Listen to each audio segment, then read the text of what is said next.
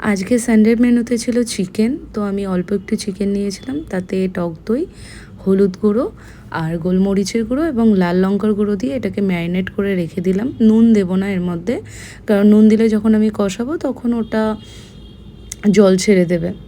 তারপরে আমি ভালো করে এটাকে ম্যারিনেট করে দিলাম। এরপরে আমি চিকেনের একটা যেটা বেসিক মশলা হয়, কাঁচা লঙ্কা, টমেটো, পেঁয়াজ, রসুন, ধনে, জিরে, এগুলো দিয়ে আমি পেস্ট করে নিচ্ছি। পেস্ট করে নেওয়ার পরে তারপরে আমি কড়াইতে সামান্য তেল দিয়ে আমি পেঁয়াজটাকে ভাজতে শুরু করে দিয়েছিলাম। পেঁয়াজটা ভাজা ভাজা হয়ে এসছে, এর মধ্যেই আমি পেস্টটা দিয়ে দেবো। পেস্টটা দিয়ে আমি ভালো করে কষাতে থাকবো। আমি খুব একটা ভালো রান্না পারি না, যেটুকুনি আমি পারি সেটুকুনি আমি দেখাচ্ছি। তারপরে আমি মশলাটাকে ভালো করে কষিয়ে নিচ্ছি। একদম সামান্য তেল দিয়ে করছি, কারণ তেল তো বেশি খেতে একদমই ডাক্তার বারণ করেছে মাকে।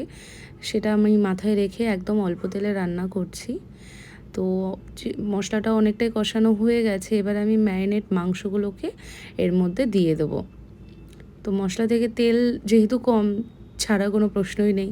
এই যে চিকেনটা আমি দিলাম, এতে আমি নুন দিইনি, তো এর থেকে যে জলটা বেরোবে এবং এর থেকে তেল বেরোবে, তো সেটাতেই যে তেলের মানে ঘাটতিটা রয়েছে সেটা কমপ্লিট হয়ে যাবে। যেহেতু মাথায় রেখেছি যে তেল কম দিয়ে রান্না করতে হবে, সারা দিনে 4 চামচ তেলে মাকে রান্না সবজি খেতে হবে।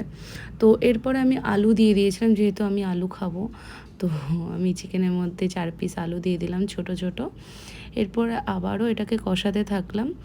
তারপরে যে রেস্ট অফ মশলাটা ছিল বাটির গায়ে লেগে, এটাকে আমি নষ্ট করব না, এটাকে আমি একটু অল্প জল দিয়ে বাটিটাকে ভালো করে ধুয়ে এর যে জলটা ছিল সেই জলটা আমি আবার চিকেনে দিয়ে দেবো। এতে করে কী হলো, আমার চিকেনের মশলাগুলোও পুড়বে না এবং মাংসটাও আর কি ভালো হবে, সিদ্ধ হবে, কষানোতে যতটুকুনি সিদ্ধ হওয়া প্রয়োজন সেটা হবে। তারপর আমি ঢাকা দিয়ে দিলাম। আমাদের বাড়িতে পুঁইশাক গাছ আছে, তো বাবা 3টে ডাল আমাকে কেটে দিয়েছিল, তো এটারও আমি রান্না করেছিলাম। এরপর ঢাকাটা তোলার পরে চিকেন থেকে বললাম না যে জল বেরোবে এবং তেল বেরোবে, তো যেটুকুনি ইনকমপ্লিট ছিল তেলে সেটুকুনি মানে কমপ্লিট করে দিয়েছে। এরপরে আমি আরেকটু ভালোভাবে এটাকে কষিয়ে নিলাম যাতে এরপর এর মধ্যে কিন্তু আমি এখনও নুন দিইনি।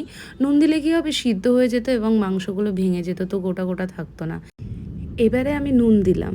এবারে নুন দেওয়ার পরে এই চিকেনটা যতটা সিদ্ধ হওয়া দরকার ততটুকুনি সিদ্ধও হয়ে যাবে এবং টেস্টেরও কোনো হেরফের আসবে না। আর এই সময়টাই দেওয়াটা দরকার, জল দেওয়ার আগে।